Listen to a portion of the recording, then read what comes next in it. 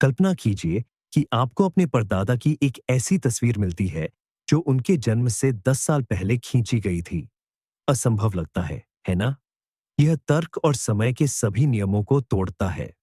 खगोलविद, astronomers भी लगभग ऐसी ही स्थिति में फंस गए जब उन्होंने इतिहास के सबसे शक्तिशाली अंतरिक्ष टेलीस्कोप जेम्स वेब को ब्रह्मांड के सबसे अंधेरे और दूरस्थ कोनों की ओर मोड़ा।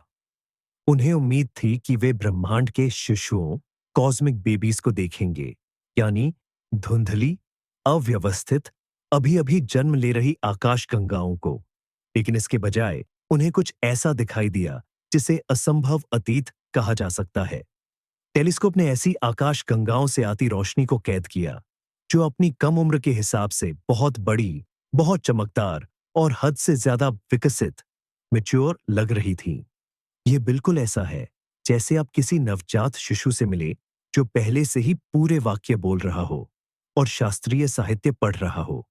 इस खोज ने आधुनिक ब्रह्मांड विज्ञान, कॉस्मोलॉजी की नींव हिला दी है और वैज्ञानिकों को एक बहुत ही असहज सवाल पूछने पर मजबूर किया है।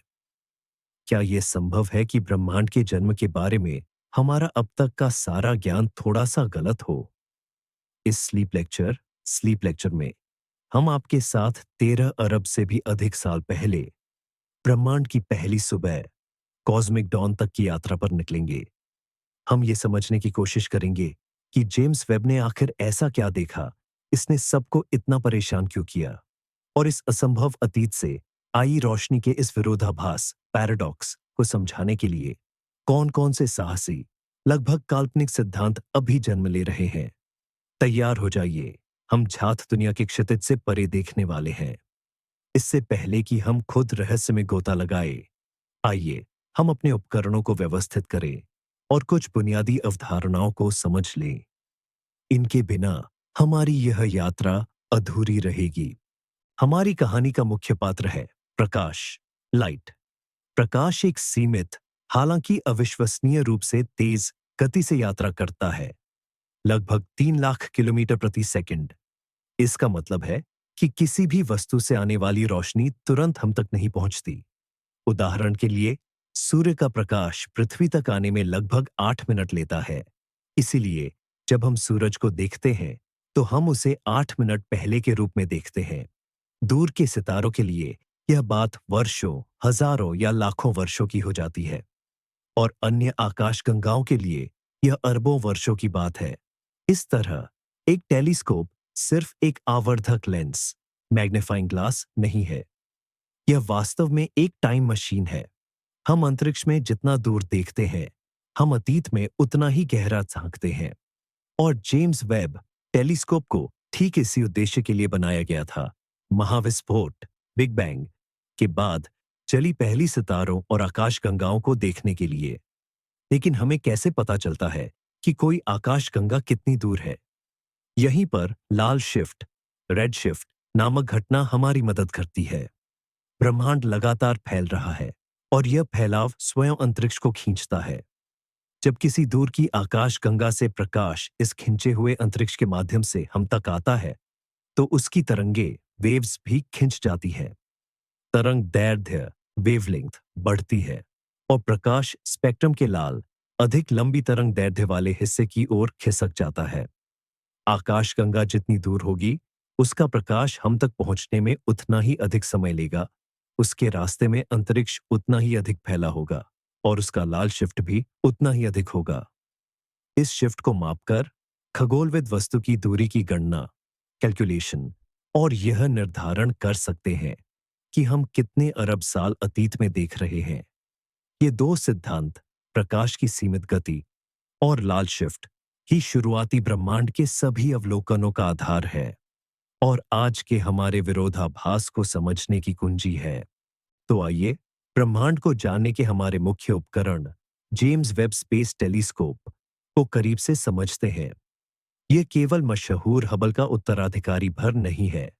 यह तकनीक में पूरे एक पीढ़ी की लंबी छलांग है। अगर हबल हमारे लिए ब्रह्मांड की खिड़की था, तो वेब अतीत का एक पोर्टल है जिसे विशेष रूप से बिग बैंग के बाद की पहली रोशनी को पकड़ने के लिए डिजाइन किया गया है। इसके मुख्य दर्पण पर सोने की एक बहुत पतली परत छड़ी हुई है और इसका व्यास 6.5 मीटर है, जो हबल से लगभग 3 गुना बड़ा है। यह 18 षटकोणीय टुकड़ों से मिलकर बना है, जो अंतरिक्ष में ओरिगामी के एक विशाल फूल की तरह खुले थे। यह विशाल दर्पण बहुत अधिक प्रकाश इकट्ठा करता है, जिसका मतलब है कि यह मंद और दूर की वस्तुओं को कहीं बेहतर देख सकता है। लेकिन वेब की सबसे महत्वपूर्ण खूबी है इसकी इंफ्रारेड रेंज में देखने की क्षमता। आपको रेडशिफ्ट, लाल विस्थापन, याद है? अरबों वर्षों की यात्रा के दौरान पहली आकाशगंगाओं से आने वाला प्रकाश इतना ज्यादा फैल चुका है कि वह दृश्य और पराबैंगनी, विजिबल एंड यूवी, प्रकाश से बदलकर इंफ्रारेड, अवरक्त प्रकाश बन गया है। हबल की दृष्टि सीमित थी, वह इसे लगभग देख ही नहीं पाता था। लेकिन वेब इंफ्रारेड का विशेषज्ञ है। इसके संवेदनशील डिटेक्टरों को काम करने के लिए उन्हें अत्यधिक कम तापमान पर ठंडा रखना जरूरी है, लगभग परम शून्य के करीब, यानी -233 डिग्री सेल्सियस तक। टेलीस्कोप सूर्य या पृथ्वी से निकलने वाली कोई भी गर्मी इसके लिए चकाचौंध पैदा करने वाले शोर की तरह होगी। इसीलिए वेब को एक विशाल 5 परत वाली थर्मल शील्ड से लैस किया गया है, जिसका आकार एक टेनिस कोर्ट जितना है, जो इसे हर तरह की गर्मी से बचाए रखता है। और यह हबल की तरह पृथ्वी की निकट कक्षा में नहीं है, बल्कि पृथ्वी से 1.5 मिलियन किलोमीटर दूर, जिसे लग्रेंज पॉइंट L2 कहा जाता है, वहां स्थित है। यह वह जगह है जहां सूर्य और पृथ्वी के गुरुत्वाकर्षण बल एक दूसरे को संतुलित करते हैं, जिससे टेलीस्कोप हमारी ग्रह की छाया में स्थिर रह पाता है। इंजीनियरिंग के ये सभी चमत्कार एक ही मुख्य उद्देश्य के लिए बनाए गए थे, ब्रह्मांड की भोर, कॉस्मिक डॉन के युग में झांकना और इस सवाल का जवाब देना कि ब्रह्मांड में पहली रोशनी कब और कैसे जली। मगर किसी को अंदाजा नहीं था कि वेब जो जवाब भेजने लगेगा, वे और भी ज्यादा और भी मौलिक सवाल खड़े कर देंगे। इस अवधारणा, यानी जितना दूर उतना पुराना को और गहराई से समझते हैं, ये हमारी इस पूरी जांच के लिए बहुत ही बुनियादी और जरूरी है। कल्पना कीजिए, ब्रह्मांड एक विशाल महासागर है और हम इसके किनारे पर बैठे हैं। जब कोई दूर का जहाज रोशनी का संकेत देता है, तो हम उसे उसी पल नहीं देखते जब वह दिया गया था, बल्कि कुछ देर बाद देखते हैं। ये वह समय है जो प्रकाश को हम तक पहुंचने में लगता है। अब मान लीजिए, यह महासागर लगातार फैल रहा है और सभी जहाज एक दूसरे से दूर जा रहे हैं। जो जहाज हमसे जितना दूर है, वह उतनी ही तेजी से दूर होता जा रहा है। यही हमारा फैल रहा ब्रह्मांड है। अरबों साल पहले किसी आकाशगंगा से निकला प्रकाश अपनी यात्रा शुरू करता है। जैसे जैसे यह प्रकाश आगे बढ़ता है, उस आकाशगंगा और हमारे बीच का स्थान, स्पेस, खुद ही फैलता जाता है। यह आकाशगंगा अंतरिक्ष में उड्डीयच नहीं रही है, बल्कि स्पेस टाइम ही उसे हमसे दूर लेकर जा रहा है। इसे समझने के लिए एक धावक की कल्पना कीजिए, जो एक फैलते हुए ट्रेडमिल पर दौड़ रहा है। वह अपनी गति से दौड़ रहा है, लेकिन फिनिश लाइन लगातार दूर खिसकती जा रही है। यही कारण है कि सबसे दूर की वस्तुओं से आने वाले प्रकाश को हम तक पहुंचने में अरबों साल लग जाते हैं। जब हम एंड्रोमेडा आकाशगंगा को देखते हैं, जो हमारे सबसे करीब की बड़ी आकाशगंगा है, तो हम उसका वह प्रकाश देखते हैं जिसने 2.5 मिलियन साल की यात्रा तय की है। सीधे शब्दों में कहें, हम उसका अतीत देख रहे हैं। जब वेब टेलीस्कोप किसी रेडशिफ्ट वाली आकाशगंगा को देखता है, मान लीजिए कि जीड का मान 10 है, तो वह उस प्रकाश को देखता है जब ब्रह्मांड की उम्र सिर्फ 480 मिलियन साल थी। यह वर्तमान आयु 13.8 अरब साल की तुलना में अविश्वसनीय रूप से कम है। यह ब्रह्मांड का शैशवावस्था थी। असल में वेब टेलीस्कोप एक तरह की अंतरिक्षीय पुरातत्व, कॉस्मिक आर्कियोलॉजी कर रहा है। दूरी की हर परत समय की एक परत है। अलग अलग दूरियों पर मौजूद आकाशगंगाओं को देखकर खगोलविद ब्रह्मांड के विकास की पूरी तस्वीर बना सकते हैं। गैस और सितारों के पहले अजीब समूह से लेकर हमारी मिल्की वे जैसी शानदार स्पाइरल आकाशगंगाओं तक, वे समय की सबसे गहरी परतों में बहुत ही आदिम, छोटे और अराजक चीजों को देखने की उम्मीद कर रहे थे। और जब उन्होंने आखिरकार उस सबसे शुरुआती परत तक खुदाई की, तो उन्हें एक जबरदस्त झटका लगा। आदिम झोपड़ियों के बजाय उन्हें पूरी तरह से विकसित शहर मिले, और ये उस पूरी कॉस्मिक कंस्ट्रक्शन की समय रेखा को तोड़ देता है, जिसे वे दशकों से इतनी सावधानी से बना रहे थे। अब हम अपने सबसे जरूरी माप के उपकरण यानी रेडशिफ्ट रक्त विस्थापन को समझते हैं। सुनने में ये भले ही जटिल भौतिकी लगे, लेकिन इसका सिद्धांत बहुत ही सरल और शानदार है। याद कीजिए, एम्बुलेंस के सायरन की आवाज कैसे बदलती है। जब वह करीब आती है तो आवाज तेज ऊंची पिच होती है, और जब दूर जाती है तो धीमी नीची पिच। इसे ही डॉपलर प्रभाव कहते हैं। प्रकाश के साथ भी ठीक ऐसा ही होता है।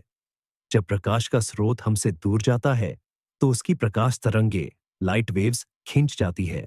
उनकी फ्रीक्वेंसी आवृत्ति घट जाती है, और वे स्पेक्ट्रम के लाल हिस्से रेड पार्ट की ओर खिसक जाती है। अगर वह पास आ रहा हो तो वे नीले हिस्से की ओर खिसकती हैं। हालांकि ब्रह्मांड विज्ञान कॉस्मोलॉजी में हम एक अलग घटना से निपटते हैं, जिसे ब्रह्मांडीय रेडशिफ्ट कॉस्मोलॉजिकल रेडशिफ्ट कहते हैं। यहां यह मामला किसी गैलेक्सी की अंतरिक्ष में उड़ने की गति का नहीं है, बल्कि उस अंतरिक्ष के विस्तार का है जिसके बारे में हमने पहले बात की थी। कल्पना कीजिए कि आपने एक रबर बैंड पर कोई लहर वेव बनाई और फिर उसे खींचना शुरू कर दिया। वह लहर खुद ब खुद लंबी हो जाएगी। ठीक उसी तरह एक फोटॉन जब फैलते हुए ब्रह्मांड से यात्रा करता है, तो वह भी ब्रह्मांड के साथ साथ खिंच जाता है। यह रेडशिफ्ट, जिसे हम अंग्रेजी के अक्षर जीटा से दर्शाते हैं, ये बताता है कि प्रकाश को स्रोत से हम तक पहुंचने में लगे समय के दौरान ब्रह्मांड कितने गुना फैल चुका है। यदि z का मान 1 है, तो इसका मतलब है कि प्रकाश उत्सर्जित होने के बाद से ब्रह्मांड 2 गुना बड़ा हो चुका है। यदि ईस्ट का मान 2 है, तो 3 गुना। जेम्स वेब टेलीस्कोप वेब जिन सबसे दूर की वस्तुओं को देखता है, वहां z का मान 10 या यहां तक कि 13 से भी अधिक हो सकता है। इसका मतलब है कि जिस क्षण इन आकाशगंगाओं ने वह प्रकाश उत्सर्जित किया जिसे हम आज देख रहे हैं, उस समय ब्रह्मांड आज की तुलना में 11 या 14 गुना छोटा था। यह अविश्वसनीय रूप से सघन, गर्म और युवा अवस्था थी।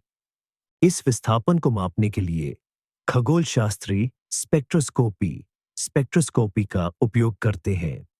वे गैलेक्सी से आने वाले प्रकाश को इंद्रधनुष यानी स्पेक्ट्रम में तोड़ देते हैं। इस स्पेक्ट्रम में कुछ काली रेखाएं होती हैं। इन्हें अवशोषण रेखाएं अब्जॉर्प्शन लाइंस कहते हैं, जो गैलेक्सी के तारों में मौजूद कुछ खास रासायनिक तत्वों से मेल खाती है। हम जानते हैं कि प्रयोगशाला में पृथ्वी पर इन रेखाओं को किस तरंगदैर्ध्य वेवलेंथ पर होना चाहिए।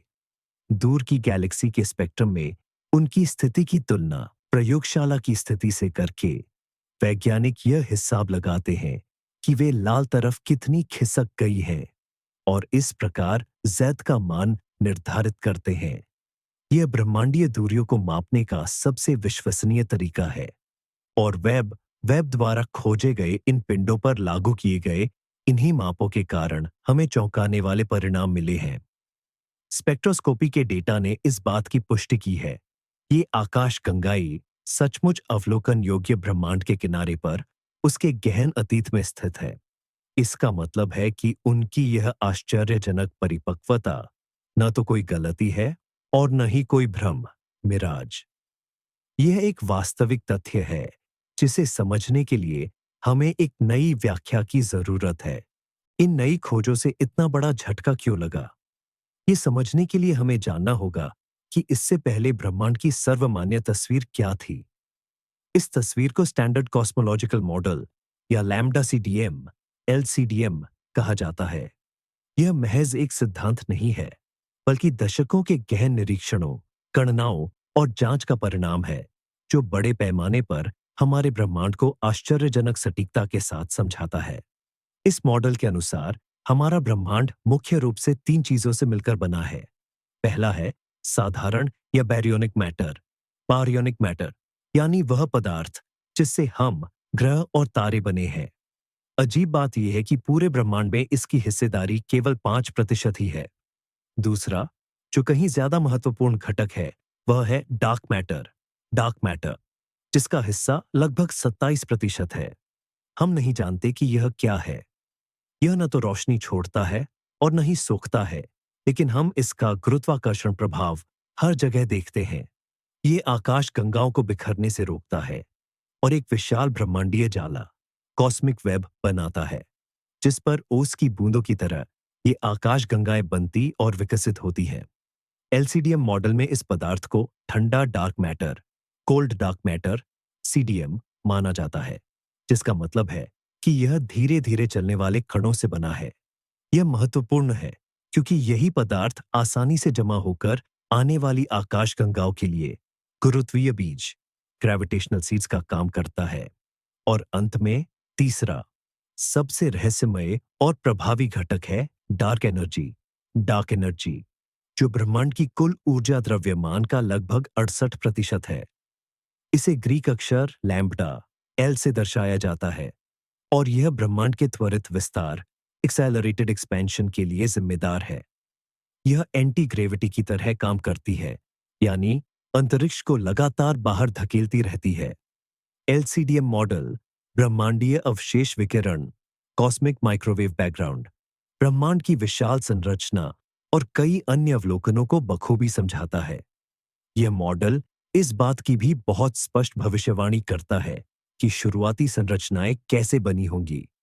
इस मॉडल के अनुसार यह प्रक्रिया पदानुक्रमित हायरार्किकल थी, यानी नीचे से ऊपर की ओर, बॉटम अप। सबसे पहले डार्क मैटर के छोटे छोटे गुच्छे बने होंगे। इन गुच्छों ने साधारण गैस को अपनी ओर खींचा, जिससे पहले तारे और बौनी आकाश गंगाएं, ड्वार्फ गैलेक्सीज बनी। और फिर इन छोटी आकाश गंगाओं को सैकड़ों लाखों और अरबों वर्षों के दौरान धीरे धीरे आपस में विलय होकर, मर्ज होकर बड़ी संरचनाओं का निर्माण करना था।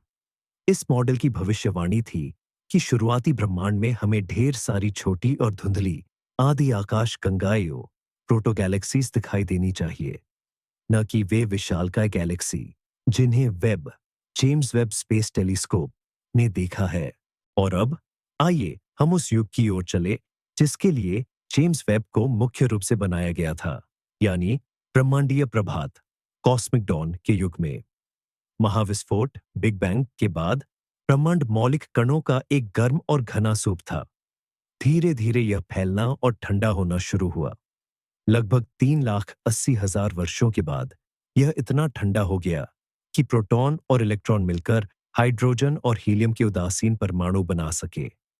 ब्रह्मांड प्रकाश के लिए पारदर्शी हो गया और इसी पहले प्रकाश को आज हम अवशेषी विकिरण, रेलिक्ट रेडिएशन के रूप में देखते हैं। लेकिन इसके तुरंत बाद तथाकथित अंधकार युग, डार्क एजेस का द्वार आया।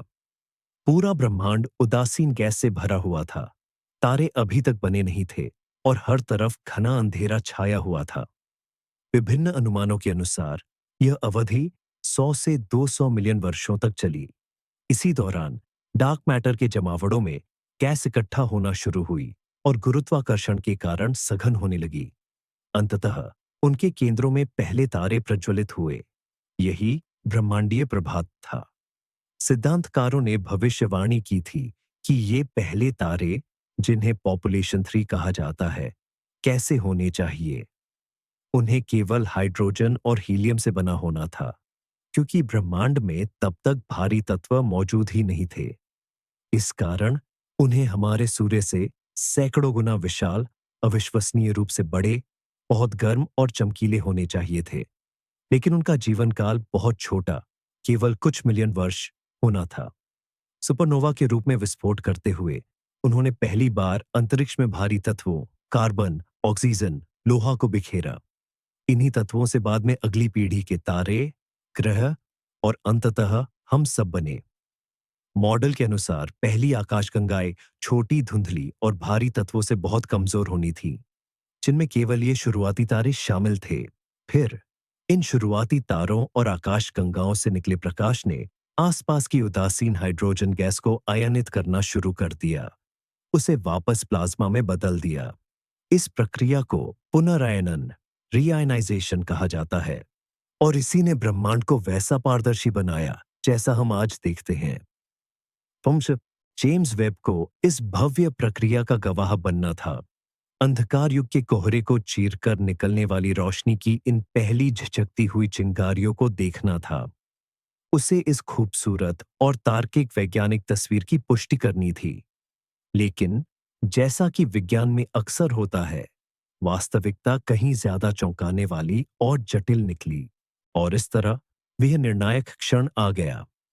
Zydus JWST advanced deep extragalactic survey project के तहत जेम्स वेब स्पेस टेलीस्कोप ने हबल डीप फील्ड नामक आकाश के एक बहुत छोटे से हिस्से को घंटों, बल्कि दर्जनों घंटों तक निहारा। यह आकाश के सबसे ज्यादा अध्ययन किए गए स्थानों में से एक है, लेकिन वेब ने इसे बिल्कुल नए अवरक्त प्रकाश इंफ्रारेड लाइट में देखा, और हजारों दूर की आकाश गंगाओं के बीच उसने कुछ ऐसे उम्मीदवार खोजे जिनका रेड शिफ्ट चरम पर था। ये Z11, 12 और यहां तक कि 13 के बराबर था। इनमें से सबसे प्रसिद्ध वस्तु को JADIS GS 30 नाम दिया गया। इसका प्रकाश हम तक पहुंचने में 13.4 अरब साल लगे हैं।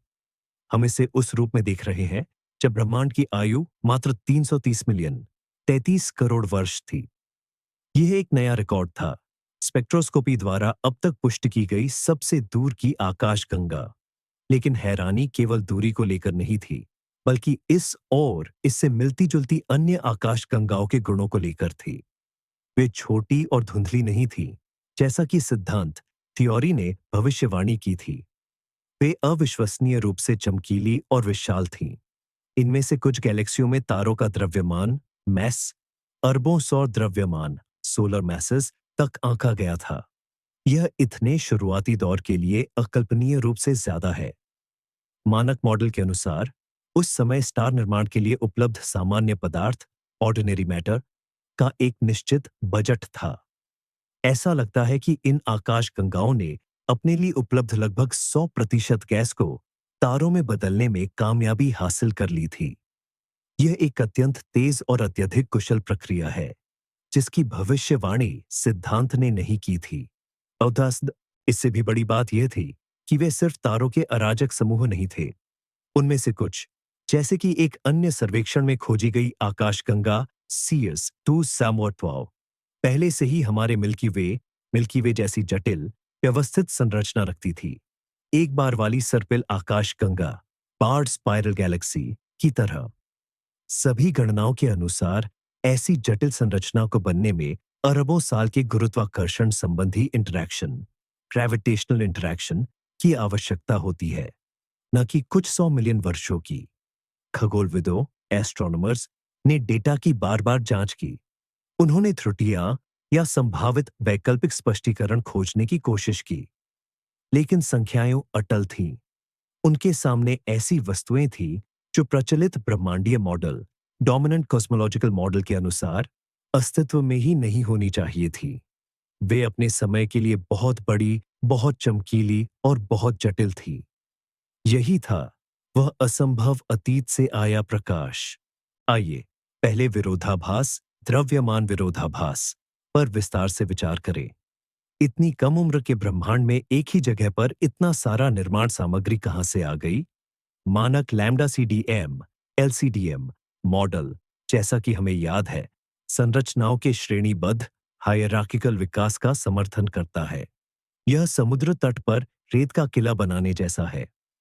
आप तुरंत एक विशाल किला नहीं बना सकते।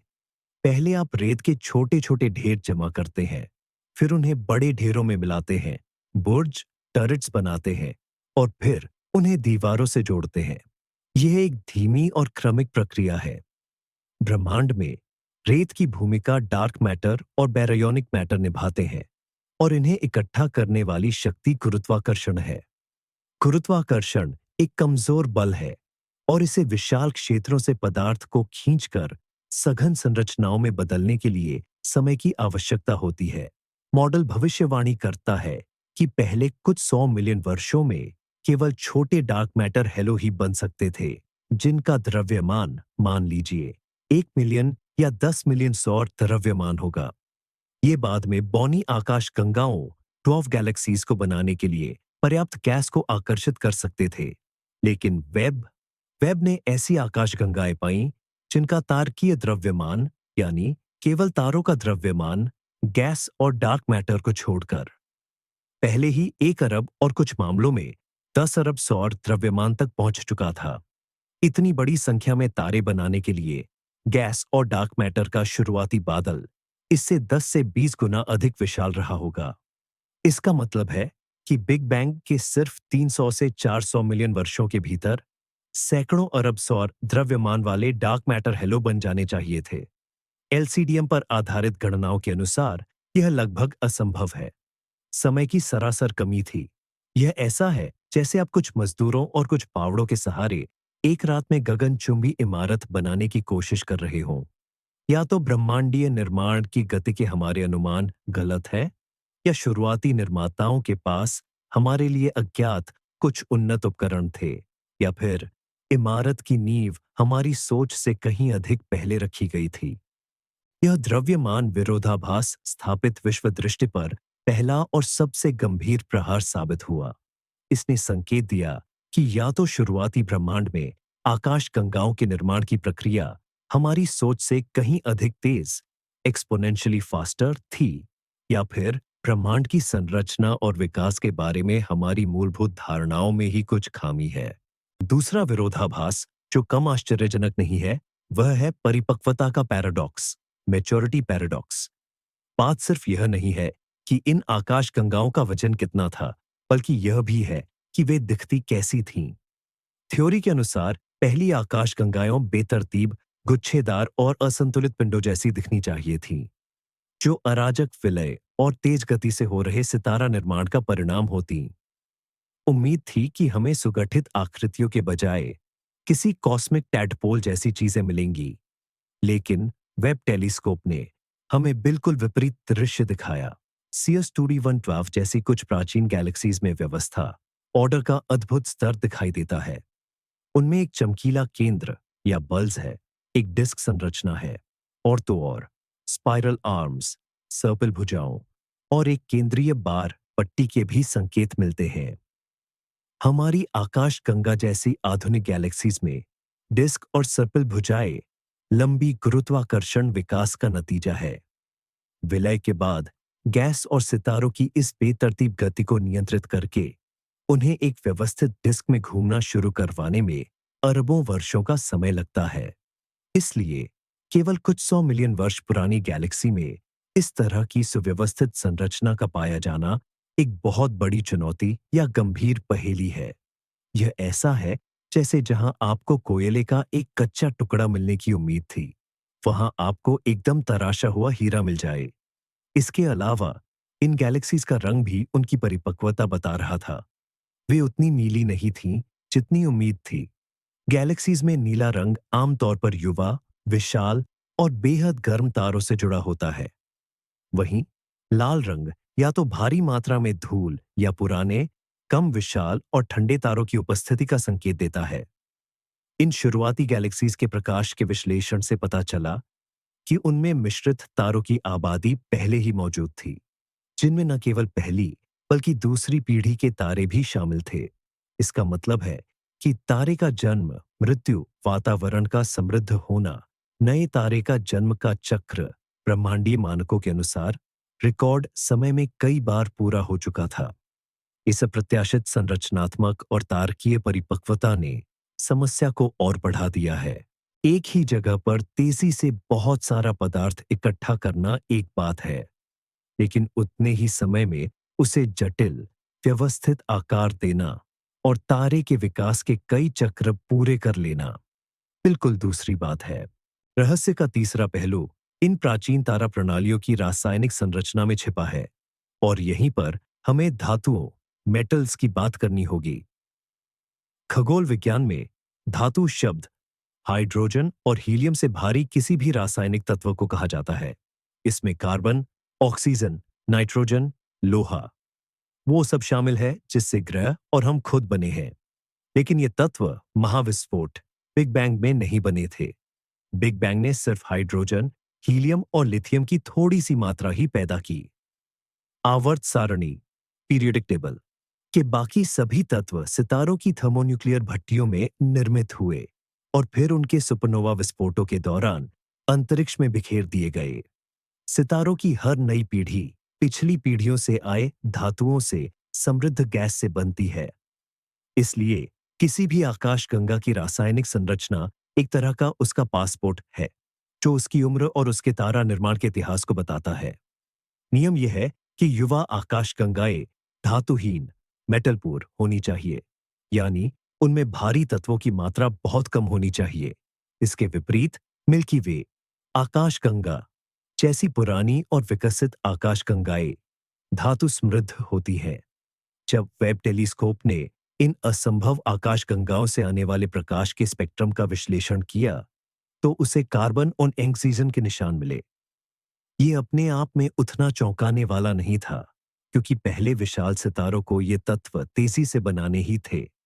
लेकिन इन तत्वों की मात्रा और साथ ही ब्रह्मांडीय धूल, कॉस्मिक डस्ट, जो इन्हीं भारी तत्वों से बनी होती है, की उपस्थिति उम्मीद से कहीं ज्यादा थी।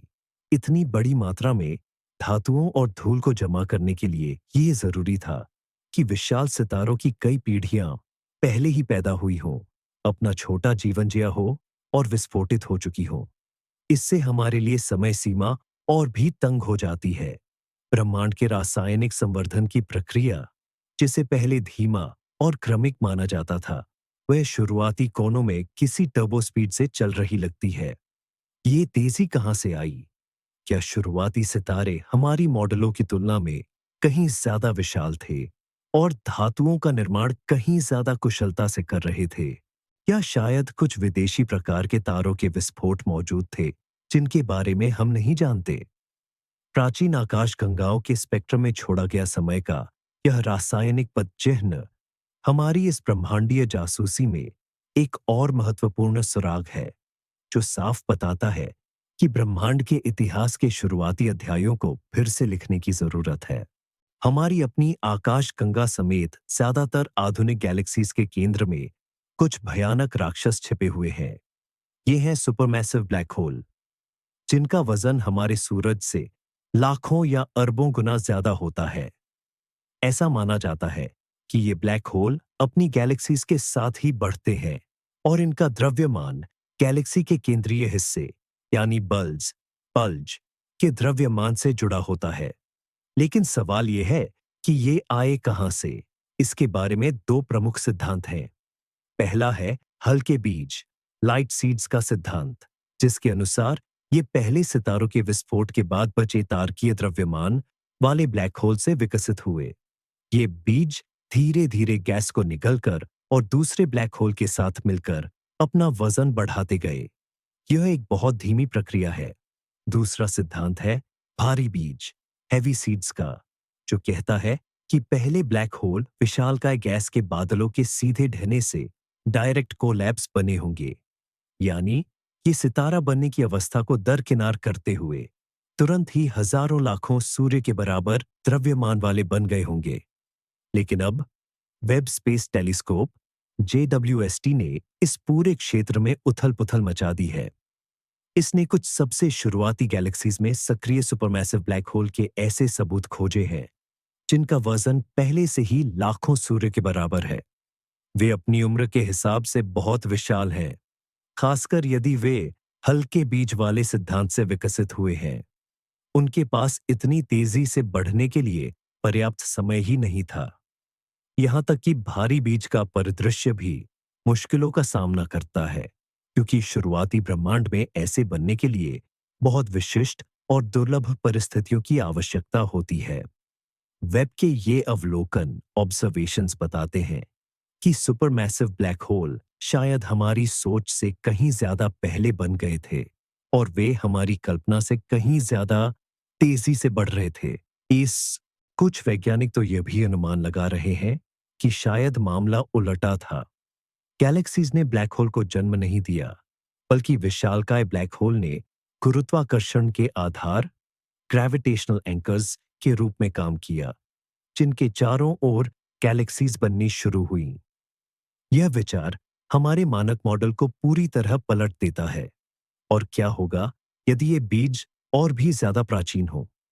एक परिकल्पना प्राथमिक black hole, primordial black holes की है, जो सितारों से नहीं बल्कि बिग बैंग के तुरंत बाद के पहले कुछ पलों में शुरुआती ब्रह्मांड में घनत्व में उतार चढ़ाव के कारण बने होंगे। अगर वे मौजूद थे तो वे गैलेक्सीज और उनके केंद्रीय राक्षसों के तेजी से विकास के लिए एकदम सही तैयार बीज बन सकते थे। समस्या यह है कि प्राथमिक ब्लैक होल का अस्तित्व अभी तक सिद्ध नहीं हुआ है। इस तरह असंभव गैलेक्सीज की समस्या सुपरमैसिव ब्लैक होल की उत्पत्ति की समस्या से अटूट रूप से जुड़ी हुई है। एक पहेली को सुलझाना ही सबसे ज्यादा संभावना है कि दूसरी पहेली की चाबी भी बन जाएगा। इतने सारे विरोधाभासों का सामना करने के बाद वैज्ञानिक समुदाय ने ऐसी परिकल्पनाएं, हाइपोथेसिस बनाना शुरू कर दिया जो आधुनिक ब्रह्मांड विज्ञान की पूरी नींव को ध्वस्त किए बिना मौजूदा स्थिति का हल निकाल सके। परिकल्पनाओं का पहला और सबसे रूढ़िवादी समूह यह मानता है कि शायद हमने शुरुआती तारों के भौतिकी को समझने में कहीं गलती की है। हो सकता है कि ब्रह्मांड का मानक मॉडल, स्टैंडर्ड मॉडल तो सही हो, पर शुरुआती ब्रह्मांड की चरम एक्सट्रीम परिस्थितियों में तारामंडल, स्टार फॉर्मेशन कैसे होता है, इस बारे में हमारे मॉडल गलत हो। जैसा कि हमें याद है, जनसंख्या पिया बाय पॉपुलेशन 3 कहे जाने वाले पहले तारे बहुत विशाल होने चाहिए थे और सिर्फ हाइड्रोजन व हीलियम से बने थे।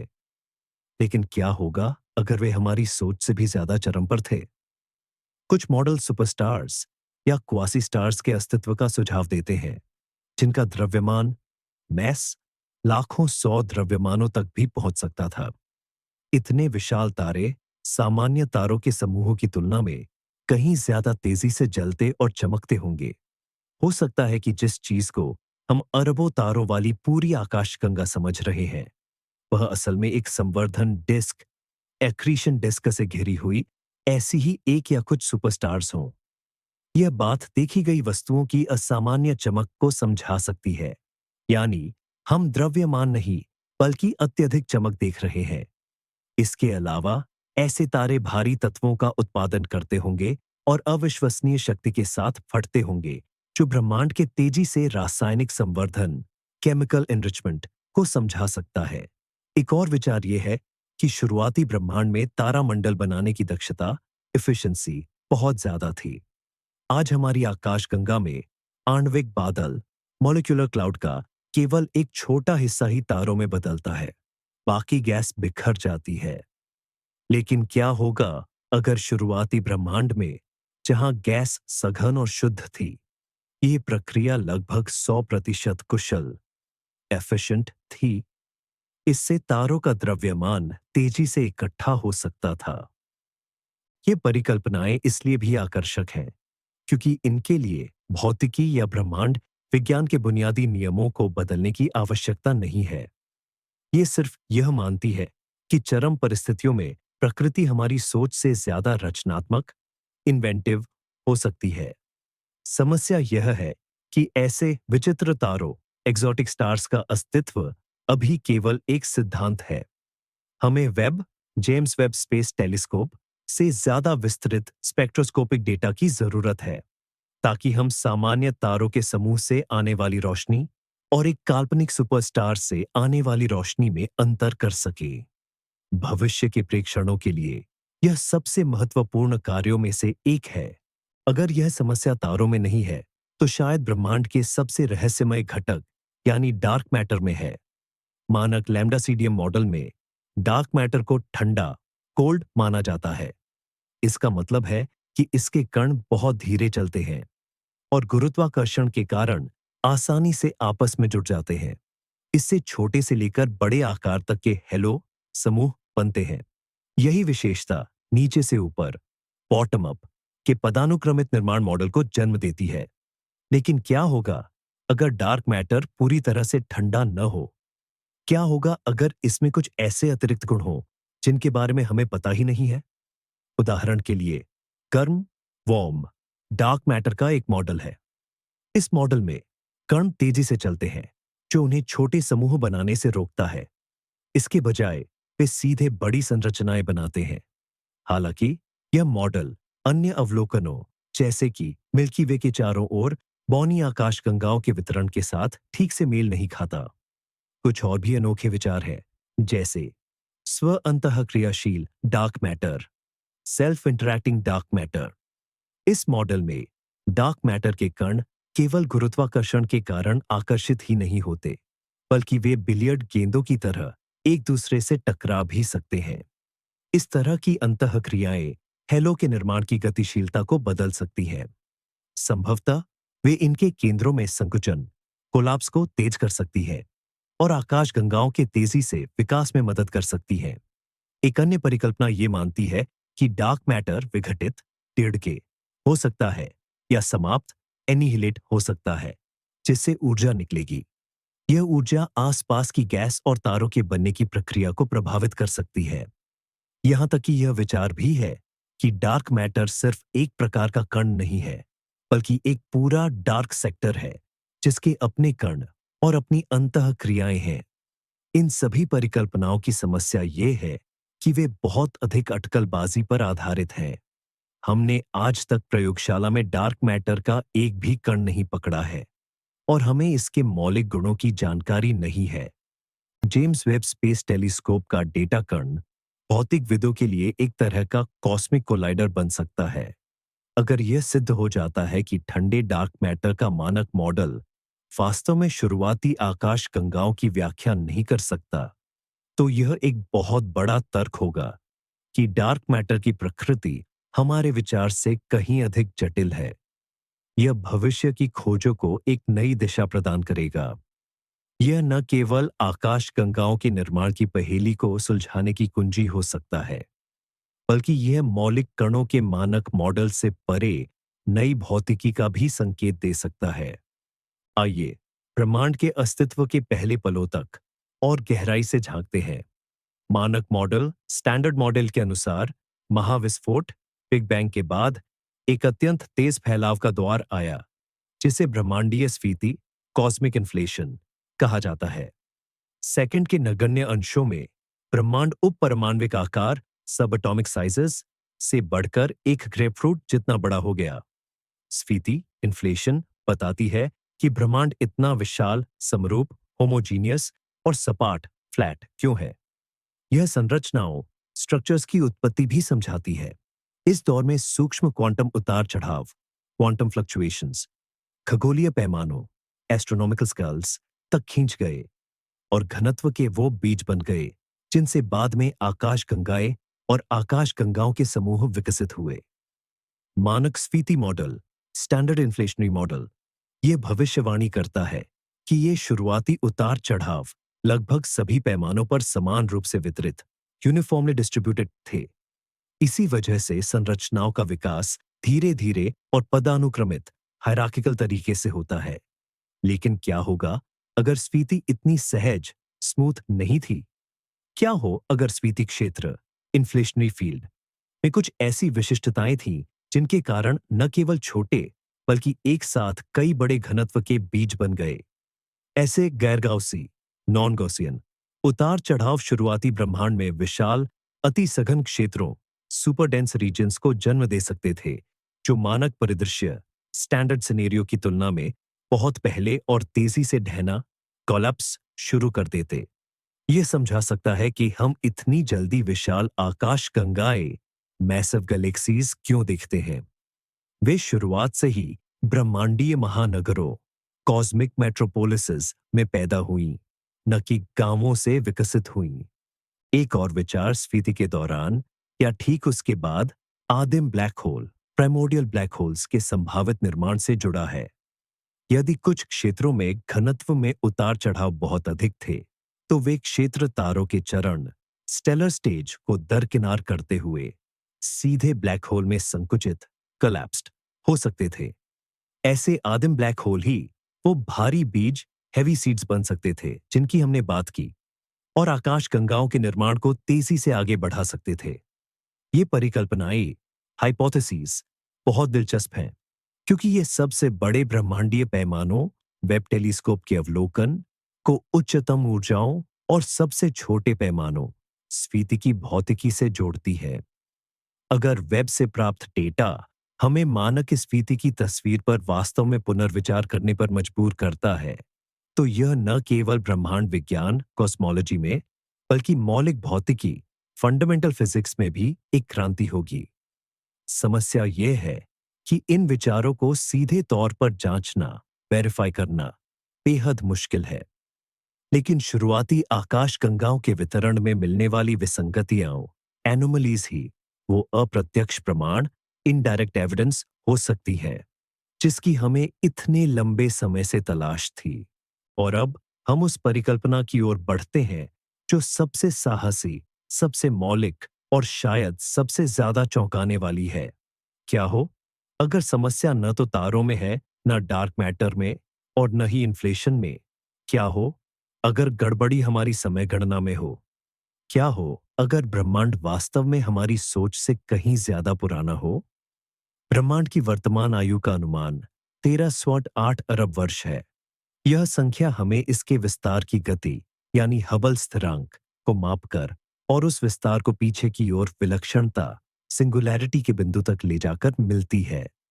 लैम्डा सीडीएम मॉडल के तहत ये आयु हमारी आकाशगंगा के सबसे पुराने तारों की उम्र और अन्य कॉस्मोलॉजिकल डेटा के साथ पूरी तरह मेल खाती है।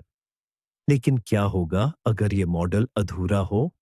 ओटावा विश्वविद्यालय के वैज्ञानिक राजेंद्र गुप्ता ने एक हाइब्रिड मॉडल, मिश्रित मॉडल पेश किया है, जो वेब टेलीस्कोप की विसंगतियों को समझाने के लिए ब्रह्मांड की आयु को दोगुना करके 26.7 अरब वर्ष करने का प्रयास करता है। यह कैसे संभव है? उनके मॉडल में दो विचारों को मिलाया गया है। पहला, वह 1929 में फ्रिट्ज च्विकी द्वारा प्रस्तुत प्रकाश की थकान, फटीग ऑफ लाइट, की पुरानी, लगभग भूली हुई परिकल्पना की ओर लौटते हैं। च्विकी का मानना था कि फोटॉन अंतरिक्ष में यात्रा करते समय किसी कारण से अपनी ऊर्जा खो देते हैं, जिससे रेड शिफ्ट होता है। इसका ब्रह्मांड के वास्तविक विस्तार से कोई लेना देना नहीं है। दूसरा, गुप्ता इस मॉडल में पॉल डिरैक द्वारा प्रस्तावित विकसित होते मूलभूत स्थिरांकों, इवॉल्विंग फंडामेंटल कंस्टेंट्स, के विचार को शामिल करते हैं। इस दृष्टिकोण में प्रकृति की मूलभूत शक्तियां, जैसे कि गुरुत्वाकर्षण या विद्युत चुंबकत्व, अतीत में अलग हो सकती थीं। गुप्ता के मॉडल में हम जो रेडशिफ्ट देखते हैं, वह दो प्रभावों का संयोजन है: ब्रह्मांड का वास्तविक विस्तार और प्रकाश की थकान। और विकसित होते हुए ये स्थिरांक आकाशगंगाओं के निर्माण की अवधि को लंबा करने की अनुमति देते हैं। इस अधिक पुरानी मानी गई ब्रह्मांड में शुरुआती आकाशगंगाओं के पास विकसित होने के लिए सिर्फ 300-400 मिलियन वर्ष नहीं, बल्कि कई अरब वर्ष का समय रहा होगा। यह समय उन्हें वर्तमान में देखे गए आकार और परिपक्वता तक बढ़ने के लिए पर्याप्त से कहीं ज्यादा होता।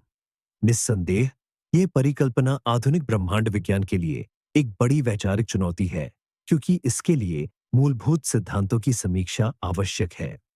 लेकिन यह असंभव आकाशगंगाओं की समस्या को बड़ी खूबसूरती से हल करती है। अब सवाल यह है कि क्या ऐसा करने से यह दूसरे क्षेत्रों में कहीं ज्यादा जटिल समस्याएं तो खड़ी नहीं कर रही है?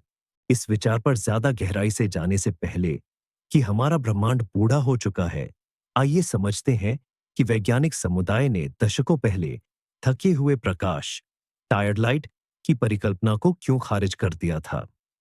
इसके साथ कुछ ऐसी मौलिक समस्याएं जुड़ी हैं जिन्हें नजरअंदाज करना लगभग असंभव है। पहला, यदि फोटॉन अपनी यात्रा के दौरान केवल ऊर्जा खो देते हैं, तो दूर की वस्तुएं न केवल अधिक लाल दिखनी चाहिए, बल्कि धुंधली भी दिखनी चाहिए।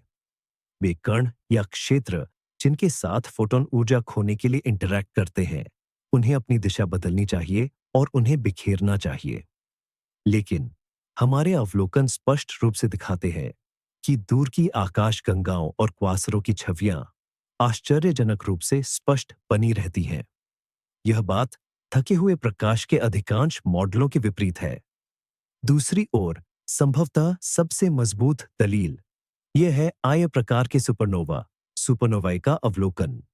ये श्वेत वामन, व्हाइट ड्वार्फ, तारों के विस्फोट ब्रह्मांड विज्ञानियों के लिए उत्कृष्ट मानक मोमबत्तियां स्टैंडर्ड कैंडल्स है, क्योंकि उनकी अधिकतम चमक लगभग हमेशा एक जैसी होती है। इन्हें देखते हुए खगोलविदों ने एक हैरत अंगेज बात नोट की। सुपरनोवा जितना दूर होता है और उसका लाल विस्थापन जितना अधिक होता है, विस्फोट की पूरी प्रक्रिया उतनी ही धीमी गति से होती है। चमक वक्र यानी समय के साथ सुपरनोवा की चमक कैसे बढ़ती और घटती है, समय में खिंच जाता है। समय के फैलाव टाइम डिलेशन का यह प्रभाव फैलते हुए ब्रह्मांड के सिद्धांत से पूरी तरह से मेल खाता है। एक दूरस्थ हमसे तेजी से दूर जा रहे फ्रेम में समय हमारे लिए धीमा चलता है। थके हुए प्रकाश की परिकल्पना इस घटना को बिल्कुल भी समझा नहीं सकती। यदि ब्रह्मांड फैल नहीं रहा होता और केवल प्रकाश ही बूढ़ा हो रहा होता, तो हमें समय का यह धीमापन दिखाई नहीं देता। तीसरा कारण ब्रह्मांडीय अवशेष विकिरण कॉस्मिक माइक्रोवेव बैकग्राउंड सीएमबी का स्पेक्ट्रम है। यह अविश्वसनीय सटीकता के साथ एक आदर्श कृष्ण का ब्लैक बॉडी के स्पेक्ट्रम से मेल खाता है। बिग बैंग मॉडल में यह स्वाभाविक है। शुरुआती ब्रह्मांड ऊष्मागतिक संतुलन थर्मोडायनेमिक इक्विलिब्रियम में था। थके हुए प्रकाश वाली एक स्थिर ब्रह्मांड की परिकल्पना में यह समझाना बहुत मुश्किल हो जाता है कि अवशेष विकिरण का स्वरूप बिल्कुल ऐसा क्यों है। इन्हीं और अन्य विसंगतियों के कारण थके हुए प्रकाश की परिकल्पना को अपने मूल रूप में लगभग दफना दिया गया था। राजेंद्र गुप्ता का मॉडल इन समस्याओं को दूर करने की कोशिश करता है, जिसमें वह थकावट को विस्तार और विकसित होते स्थिरांकों इवॉल्विंग कंस्टेंट्स के साथ जोड़ते हैं। लेकिन वैज्ञानिक समुदाय अभी भी इस पर बहुत संशय व्यक्त कर रहा है। ऐसे क्रांतिकारी विचार को स्वीकार किए जाने के लिए इसे न केवल वेब टेलीस्कोप के नए डेटा की व्याख्या करनी होगी, बल्कि यह आधुनिक ब्रह्मांड विज्ञान के आधार रहे विशाल डेटा के विपरीत भी नहीं जाना चाहिए। भले ही कुछ लोग संदेह करते हों, लेकिन यह विचार कि मानक लैम्डा सीडीएम एलसीडीएम मॉडल ब्रह्मांड विज्ञान कॉस्मोलॉजी में अंतिम सत्य नहीं है, लंबे समय से हवा में है। ऐसे कई वैकल्पिक मॉडल मौजूद हैं जो न केवल शुरुआती आकाशगंगाओं की समस्या को, बल्कि हबल नियतांक हबल कांस्टेंट के मापन में विसंगति जैसे अन्य असुविधाजनक सवालों को भी हल करने की कोशिश कर रहे हैं। सबसे खूबसूरत और असामान्य विचारों में से एक है अनुरूप चक्रीय ब्रह्मांड विज्ञान सीसी कॉन्फॉर्मोसाइक्लिक कॉस्मोलॉजी, जिसे प्रसिद्ध भौतिक विज्ञानी फिजिसिस्ट रोजर पेनरोज ने प्रस्तावित किया था। इस सिद्धांत के अनुसार हमारा ब्रह्मांड यूनिवर्स केवल एक युग है जो ब्रह्मांडों के जन्म और मृत्यु की एक अनंत श्रृंखला का हिस्सा है। जब एक युग समाप्त होता है, यानी जब ब्रह्मांड इतना फैल जाता है कि वह ठंडा और खाली हो जाता है, तो गणितीय रूपांतरण मैथमेटिकल ट्रांसफॉर्मेशन के बाद वही अगले युग के लिए बिग बैंग बन जाता है। इस मॉडल में पिछले युग की जानकारी हमारे युग में रिस सकती है, शायद विशाल प्राथमिक black holes primary black holes के रूप में, जो आकाश गंगाओं के निर्माण के बीज बन सकते हैं। यह सिद्धांत हमारे ब्रह्मांड को जरूरी नहीं कि उम्र में बड़ा बनाता हो, लेकिन यह बताता है कि इसकी प्रारंभिक स्थितियां इनिशियल कंडीशंस पिछले चक्र द्वारा आकार लेती थीं। अन्य मॉडल यह सुझाव देते हैं कि डार्क एनर्जी वही एल लैम्डा स्थिर नहीं है। हो सकता है कि समय के साथ उसका घनत्व डेंसिटी बदला हो। उदाहरण के लिए शुरुआती ब्रह्मांड में प्रारंभिक डार्क एनर्जी मौजूद हो सकती थी, जिसने विस्तार को तेज किया और फिर विघटित डिके हो गई। इसने संरचनाओं के निर्माण की गति को प्रभावित किया होगा।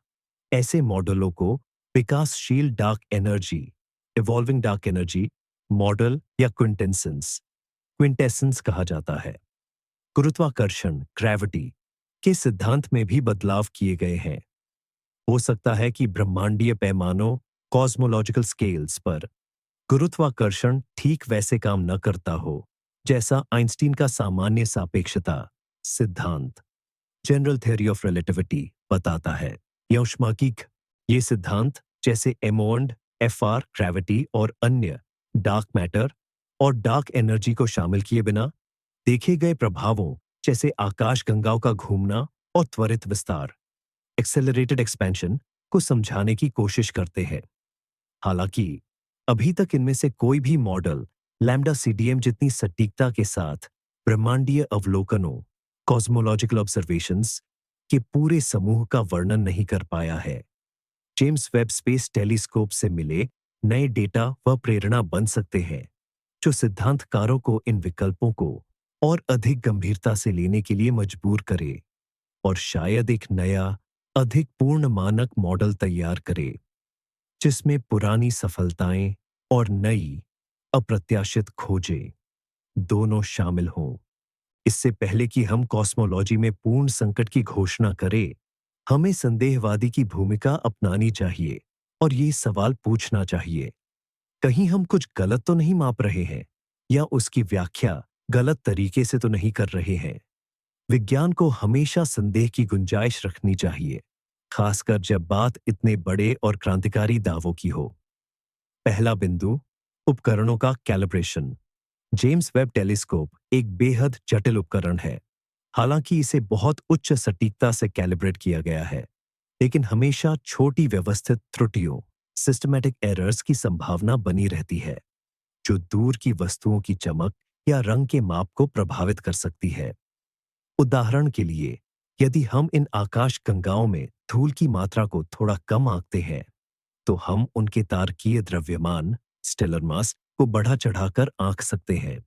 धूल नीली रोशनी को सोख लेती है और उसे लाल रंग में उत्सर्जित करती है, जिससे आकाशगंगा लाल दिखती है और पहली नजर में अधिक पुरानी और विशाल लगती है। दूसरा बिंदु, तारकीय जनसंख्या मॉडल। किसी आकाशगंगा के रंग और चमक से उसके द्रव्यमान का पता लगाने के लिए खगोलशास्त्री जटिल कंप्यूटर मॉडल का उपयोग करते हैं। ये मॉडल इस बात का अनुकरण सिमुलेट करते हैं कि विभिन्न आयु और रासायनिक संरचना के लाखों तारों से आने वाली रोशनी कैसे एक साथ जुड़ती है। ये मॉडल तारों के विकास की हमारी समझ पर आधारित है, लेकिन जैसा कि हमने पहले चर्चा की है, सबसे पहले धातुहीन मेटल पोपर तारों की हमारी समझ शायद अधूरी हो। अगर वे हमारी सोच से ज्यादा चमकीले थे या ज्यादा समय तक जीवित रहे तो द्रव्यमान के हमारे मौजूदा अनुमान ज्यादा हो सकते हैं। तीसरा बिंदु, अनिश्चितता का कारक। हमें यह नहीं भूलना चाहिए कि हम ऐसे पिंडों की बात कर रहे हैं जो हमारे उपकरणों की क्षमता की सीमा पर है। उनसे आने वाले संकेत बहुत कमजोर है और मापों में हमेशा त्रुटियां एरर्स होती हैं। जो चीज अभी एक विशालकाय आकाशगंगा गैलेक्सी जायंट जैसी दिखती है, वह लंबे अवलोकन और अधिक विस्तृत विश्लेषण के बाद शायद उतनी चरम एक्सट्रीम न हो। वैज्ञानिक समुदाय इस समय इन सभी सवालों पर सक्रिय रूप से काम कर रहा है। वैज्ञानिकों की अलग अलग टीमें संभावित त्रुटियों को खत्म करने के लिए अलग अलग तरीकों और मॉडल का उपयोग करके उन्हीं डेटा का विश्लेषण कर रही है। यह एक सामान्य वैज्ञानिक प्रक्रिया है और केवल तभी जब इन सभी दोबारा जांचों के बाद भी यह विसंगति अनोमली बनी रहती है, तभी हम निश्चितता के साथ नई भौतिकी न्यू फिजिक्स की आवश्यकता के बारे में बात कर सकते हैं। हो सकता है कि घबराहट जल्दबाजी हो और समाधान हमारे मौजूदा उपकरणों और मॉडल को पूरी तरह बदलने के बजाय उन्हें और सटीक ढंग से समायोजित करने में छिपा हो। दूर के ब्रह्मांड को देखने के हमारे तरीके को गंभीर रूप से बिगाड़ने वाला एक और असर है, और वह है गुरुत्वाकर्षण लेंसिंग, ग्रेविटेशनल लेंसिंग। आइंस्टीन के सामान्य सापेक्षता सिद्धांत जनरल थ्योरी ऑफ रिलेटिविटी के मुताबिक आकाशगंगाओं या आकाशगंगाओं के समूह जैसी विशालकाय वस्तुएं अपने चारों ओर स्पेस टाइम को मोड़ देती है। जब दूर की वस्तुओं से आने वाला प्रकाश इस गुरुत्वाकर्षण लेंस के पास से गुजरता है तो वह भी एक सामान्य शीशे के लेंस की तरह अपने रास्ते से भटक जाता है। इस प्रभाव के अविश्वसनीय परिणाम हो सकते हैं। यह एक ही दूर की वस्तु की कई तस्वीरें बना सकता है, उसकी आकृति को बिगाड़कर छापों, ऑक्स और छल्लों रिंग्स में खींच सकता है, और जो हमारे लिए सबसे महत्वपूर्ण है, यह उसकी चमक को बढ़ा सकता है। गुरुत्वाकर्षण लेंस एक प्राकृतिक दूरबीन की तरह काम करता है।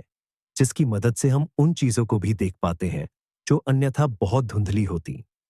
तो क्या इसका मतलब यह है कि वेब JWST जिन असंभव आकाश गंगाओं को देख रहा है वे वास्तव में उतनी विशाल और चमकीली नहीं है? क्या ये हो सकता है कि उनके और हमारे बीच रास्ते में मौजूद किसी विशाल लेकिन हमें न दिखने वाली संरचना ने उनके प्रकाश को बढ़ा दिया हो? ये बिल्कुल संभव है। खगोलविद हमेशा इस संभावना को ध्यान में रखते हैं। वे बहुत दूर की आकाश गंगाओं के हर संभावित उम्मीदवार के आसपास किसी भी संभावित लेंस यानी दिखाई देने वाली आकाश गंगाओं या उनके समूहों की उपस्थिति की सावधानीपूर्वक जांच करते हैं। लेकिन मुश्किल यह है कि यह लेंस केवल डार्क मैटर का एक समूह भी हो सकता है जिसे हम सीधे नहीं देख सकते।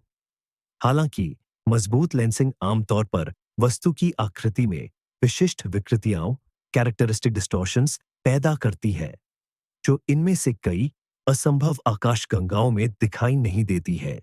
वे काफी सममित सिमेट्रिकल दिखती हैं। हाँ, यह जरूर हो सकता है कि वहां कमजोर लेंसिंग हुई हो जिसने आकृति को ज्यादा बिगाड़े बिना केवल चमक को थोड़ा बढ़ा दिया हो। कुछ शोध बताते हैं कि यदि हम इस प्रभाव को ध्यान में रखते हैं तो सबसे चरम उम्मीदवार भी एक ऐसी सीमा में आ सकते हैं जो मानक मॉडल स्टैंडर्ड मॉडल के साथ कमोबेश मेल खाती हो। हालांकि ज्यादातर वैज्ञानिकों का मानना है कि लेंसिंग इन सभी अजीब वस्तुओं के पूरे समूह के लिए एक सार्वभौमिक यूनिवर्सल स्पष्टीकरण नहीं हो सकता। उनकी संख्या बहुत ज्यादा है और वे आकाश के विभिन्न हिस्सों में बिखरी हुई हैं। यह संभावना कम है कि हम इतने भाग्यशाली हों कि वे सब संयोगवश किसी लेंस के पीछे आ गई हों। फिर भी यह एक महत्वपूर्ण कारक है जिसका डेटा विश्लेषण करते समय सावधानीपूर्वक मॉडलिंग और विचार किया जाना चाहिए ताकि प्राचीन आकाश गंगाओं के वास्तविक गुणों को ब्रह्मांडीय मृग तृष्णाओं कॉस्मिक मिराजेस द्वारा बनाए गए भ्रम से अलग किया जा सके। जो कुछ हम अभी देख रहे हैं वह ब्रह्मांड विज्ञान कॉस्मोलॉजी का संकट या अंत नहीं है, बल्कि यह विज्ञान अपने सबसे शानदार और रोमांचक रूप में है। यह वह क्षण है जब प्रकृति हमें एक ऐसी पहेली देती है जो मौजूदा ढांचों में फिट नहीं बैठती और हमें सोचने, नवप्रवर्तन करने और जांच करने के लिए मजबूर करती है। विज्ञान के इतिहास को याद कीजिए। 19वीं सदी के अंत में कई भौतिकविदों को लगता था कि दुनिया की तस्वीर लगभग पूरी हो चुकी है। न्यूटन का क्लासिकल यांत्रिकी, क्लासिकल मैकेनिक्स और मैक्सवेल का इलेक्ट्रोडायनेमिक्स सब कुछ समझाते हुए प्रतीत होते थे। लेकिन क्षितिज पर कुछ छोटे बादल अभी भी बाकी थे। ब्लैक बॉडी विकिरण की समस्या और माइकलसन मॉले प्रयोग के परिणाम। इन्हीं छोटे बादलों ने अंततः भौतिकी में दो सबसे बड़ी क्रांतियों को जन्म दिया, क्वांटम यांत्रिकी, क्वांटम मैकेनिक्स और सापेक्षता का सिद्धांत, थियोरी ऑफ रिलेटिविटी। शायद जेम्स वेब टेलीस्कोप वेब द्वारा खोजी गई वे असंभव आकाशगंगाएं आज हमारे लिए वे ही क्षितिज पर छाए बादल है।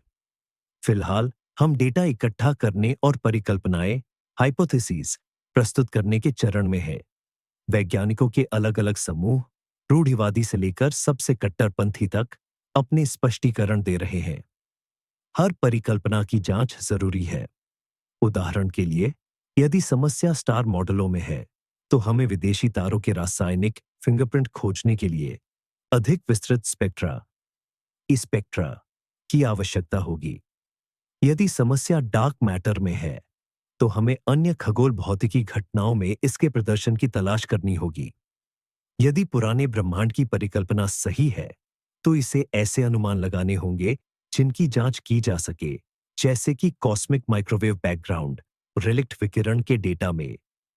यह प्रक्रिया एक जासूस के काम जैसी है। हमारे पास अपराध स्थल, अप्रत्याशित डेटा है और संदिग्ध विभिन्न परिकल्पनाएं हैं। अब हमें सबूत इकट्ठा करने होंगे, पहचान करवानी होगी और उनकी एलिबाई की जांच करनी होगी। हर नया शोध पत्र, हर नया अवलोकन इस जांच में एक कदम है और भले ही अंत में यह पता चले कि स्पष्टीकरण काफी सामान्य या साधारण था। उदाहरण के लिए, हमने केवल धूल की मात्रा को कम आंका था। खोज, बहस और जांच की यह पूरी प्रक्रिया हमारे विज्ञान को मजबूत और सटीक बनाएगी।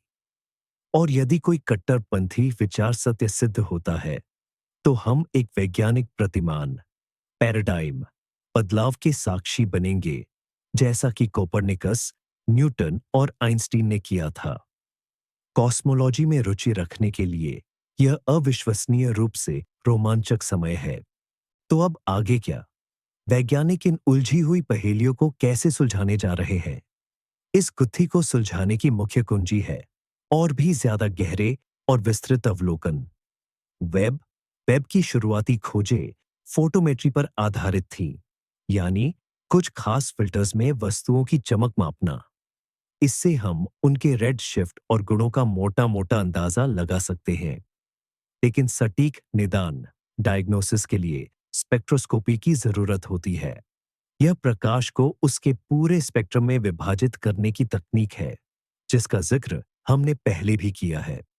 स्पेक्ट्रम वास्तव में किसी आकाशगंगा की पूरी मेडिकल रिपोर्ट जैसा होता है। इसके जरिए हम रेड शिफ्ट को बिल्कुल सही माप सकते हैं, गैस की रासायनिक संरचना, तारों की उम्र, घूमने की गति और किसी एक्टिव ब्लैक होल की उपस्थिति का पता लगा सकते हैं। आने वाले वर्षों में वेब शुरुआती आकाशगंगाओं के सबसे दिलचस्प उम्मीदवारों के गहरे स्पेक्ट्रम प्राप्त करने में सैकड़ों घंटे खर्च करेगा। यह डेटा कई परिकल्पनाओं को खारिज करने में मदद करेगा। उदाहरण के लिए, हम ठीक ठीक बता पाएंगे कि क्या हम सामान्य तारों के झुंड को देख रहे हैं या किसी एक सुपरस्टार को। हम धातुओं, मेटल्स की मात्रा माप सकते हैं और समझ सकते हैं कि रासायनिक संवर्धन कितनी तेजी से हुआ। हम उनके केंद्रीय ब्लैक होल का वजन भी कर पाएंगे। वेब के अलावा अन्य उपकरण भी इसमें सहायता करेंगे। नई पीढ़ी के जमीनी टेलीस्कोप, जैसे कि 40 मीटर के दर्पण वाला एक्सट्रीमली लार्ज टेलीस्कोप (ELT), इन वस्तुओं का और भी अधिक रेजोल्यूशन के साथ अध्ययन कर पाएंगे। भविष्य का अंतरिक्ष टेलीस्कोप नैन्सी ग्रेस रोमन व्यापक स्तर पर आकाश का सर्वेक्षण करेगा। इससे हमें ऐसी हजारों शुरुआती आकाशगंगाएं मिलेंगी और एक ऐसा डेटा तैयार होगा जो हमें रैंडम उतार चढ़ाव को सामान्य नियम से अलग करने में मदद करेगा। वहीं दूसरी ओर सिद्धांतकार भी हाथ पर हाथ धरे नहीं बैठे हैं। वे शुरुआती ब्रह्मांड के अधिक जटिल सिमुलेशन बनाने के लिए सुपर कंप्यूटर का उपयोग कर रहे हैं। इन सिमुलेशन में वे अलग अलग भौतिक मॉडल डालते हैं।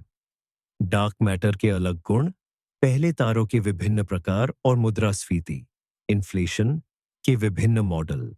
इन सिमुलेशन के परिणामों की वेब के वास्तविक डेटा से तुलना करके वे यह समझ पाएंगे कि कौन सा मॉडल वास्तविकता को सबसे बेहतर ढंग से समझाता है। यही है अवलोकन और सिद्धांत का तालमेल, सिनर्जी।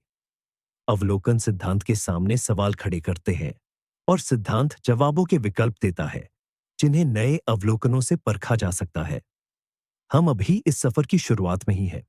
असंभव आकाशगंगाओं की यह पहेली कोई रुकावट नहीं है, बल्कि एक न्योता है। यह एक ऐसा न्योता है जो हमें और गहरा देखने और साहसी होकर सोचने और संभवतः एक बिल्कुल नए और भी ज्यादा अद्भुत ब्रह्मांड की खोज करने के लिए प्रेरित करता है। तो आइए हम अपनी समय के उषा काल तक की इस लंबी यात्रा का सार समझते हैं। इंजीनियरिंग का सबसे महान चमत्कार, James Webb space telescope (JWST) ने अतीत में इतनी दूर तक झांका है जितना पहले किसी ने नहीं किया, और इसने वह देखा जिसके बारे में हमारा मानना था कि उसे वहां नहीं होना चाहिए था। उसने ऐसी आकाशगंगाएं, गैलेक्सीज खोजी हैं जो बिग बैंग के सिर्फ कुछ 100 मिलियन वर्षों बाद ही आश्चर्यजनक रूप से विशाल, चमकीली, संरचनात्मक रूप से जटिल और रासायनिक रूप से समृद्ध थीं। अतीत से आया यह असंभव प्रकाश, light from the impossible past, उस मानक ब्रह्मांडीय मॉडल, स्टैंडर्ड कॉस्मोलॉजिकल मॉडल के लिए एक गंभीर चुनौती बन गया है, जिसने दशकों से हमारे ब्रह्मांड का सफलतापूर्वक वर्णन किया था। हमने संभावित स्पष्टीकरणों की एक पूरी श्रृंखला पर विचार किया। हो सकता है कि हम केवल विवरणों में ही गलती कर रहे हों, उपकरणों को गलत ढंग से कैलिब्रेट किया गया हो, या हम सबसे शुरुआती तारों के गुणों को ठीक से मॉडल मॉडल नहीं कर पा रहे हो सकता है कि समाधान रहस्यमय डार्क मैटर में छिपा हो, जो हमारी सोच से कहीं ज्यादा जटिल व्यवहार कर रहा है। या शायद हमें अपनी मूलभूत चीजों पर पुनर्विचार करना होगा, जैसे कि इन्फ्लेशन थ्योरी, जो ब्रह्मांड के पहले पलों का वर्णन करती है, या फिर स्वयं सृष्टि की आयु, यह मानते हुए कि आकाश गंगाओं को विकसित होने के लिए बहुत अधिक समय मिला होगा। इनमें से हर एक परिकल्पना, हाइपोथेसिस, हमें भौतिकी और खगोल विज्ञान के नए अनछुए क्षेत्रों की ओर ले जाती है। अभी हमारे पास कोई अंतिम जवाब नहीं है, और यही तो सबसे अच्छी बात है, क्योंकि विज्ञान को आगे बढ़ाने का काम ऐसी ही पहेलियां करती है। जेम्स वेब ने कॉस्मोलॉजी को तोड़ा नहीं है, बल्कि इसने इसके लिए एक नया अध्याय खोला है, जो साजिशों, बहसों और भविष्य की खोजों से भरा है। हम एक अद्भुत समय में जी रहे हैं, जहां ब्रह्मांड का नक्शा हमारी आंखों के सामने दोबारा खींचा जा रहा है। धन्यवाद कि आपने मेरे साथ इस अविश्वसनीय अंतरिक्षीय रहस्य में गोता लगाया। अगर आपको नींद के लिए बनाई गई यह वैज्ञानिक चर्चा पसंद आई हो, तो कृपया लाइक करें और चैनल को सब्सक्राइब करें, ताकि आप ज्ञान की सीमाओं तक की हमारी अगली यात्राओं को मिस न करें। और अब आपके लिए एक सवाल, इनमें से कौन सी परिकल्पना आपको सबसे ज्यादा विश्वसनीय लगती है? या शायद आपके पास अपना कोई बिल्कुल ही पागल विचार हो? इसके बारे में कमेंट्स में लिखिए। आइए चर्चा करते हैं। शुभ रात्रि, और आपको दूर की आकाश गंगाओं के सपने आए।